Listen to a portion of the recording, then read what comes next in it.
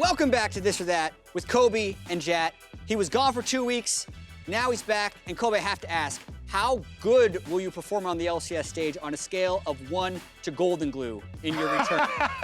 First day back, probably about a 6. Yes, not quite. Not golden glue. Yeah, okay, we have 7 slides today. No rest for Kobe, who's back after 2 weeks. Let's get into slide number 1 on This or That with Kobe and Jatt. More surprising split.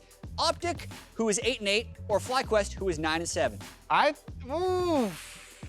The fact that you just said that, and I was like, oh yeah, they are 9-7. Yeah, they could get a playoff bye. for me. And Turtle definitely deserves that smile. I think a lot of the surprising part is a lot of their games were surprising victories. Yeah. They're losing for a lot of the game. They run it back through a base race, or they get a team fight and they go straight down mid. They end it through the Nexus. Boom, 9-7. I think Big and Dokla have been huge for this Optic team. These were 2 of the 3 last place teams from last split, but the fact that FlyQuest, I had them 10th in my pre-split power rankings, Man. and they could finish 2nd. So it's got to be them. It got to be FlyQuest. There was not a 10th at first. This is what Optic. How can you say no to Turtle? He's a surprising fellow. Next Slide slide. number 2. What is it, Kobe? It is, who should Cloud9 start? We did touch on this on the dive because their next game is going to be versus 100 Thieves. Yes. And 100 Thieves don't have a very active early game. In that case, I think that for me, the Jensen and Blabber is a bit more secure start because you have an easier fallback pattern for if the game does go long and they have to play versus the 100 Thieves macro. Because Jensen, especially since he's also been playing supportive mid laners, you have the Zillion revive and speed up support for the rest of the team rather than just the smashing mid that we did see, which is a very successful and viable strategy for Golden Glue and Sven. What they proved is Golden Glue, Svenskar, and Jensen and Blabber are all LCS caliber players at a high level. So the choice is very difficult.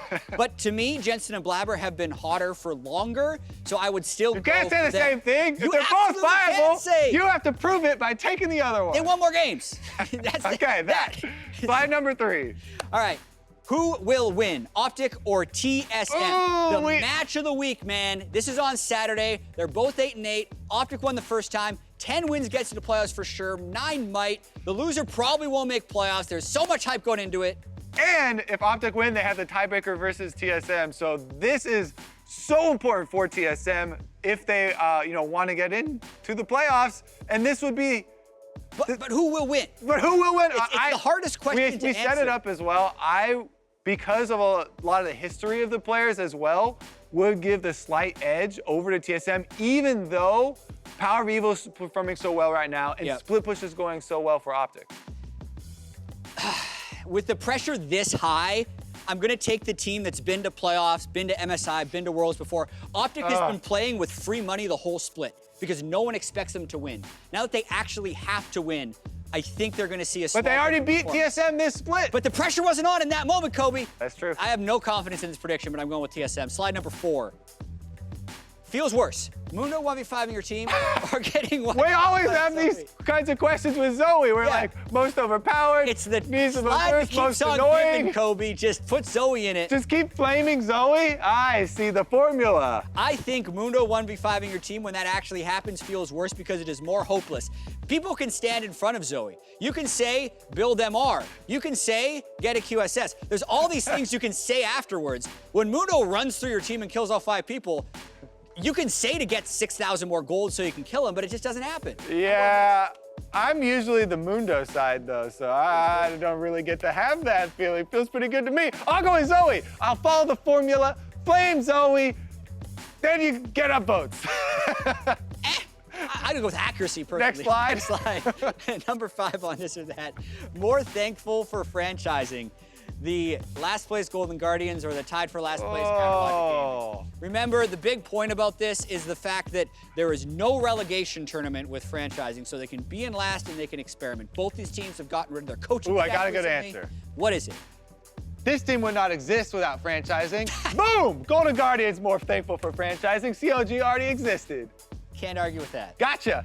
There is a rule that in like 4 years could kick in. If you're finished 9th or 10th, 5 out of 8 splits, then you're possibly able to be replaced. Yeah. That's so far in the future.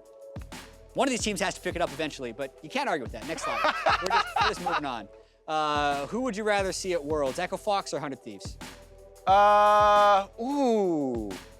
This is a tough one because I want to see Dardox and Huni specifically at Worlds on the world stage to see if they can perform. All the European guys, when they came over for Riff Raffles, were just so complimentary of Dardox. But Afromu someday, this is definitely a tough one. What do you got? I know, it depends on success, right? I want to see the team that gives us the highest chance. And for me, success is actually making it to semifinals. We've made quarterfinals before. It haven't been semifinals in forever. I think Echo Fox could go to Worlds, and they could go 0-6 in the group stage.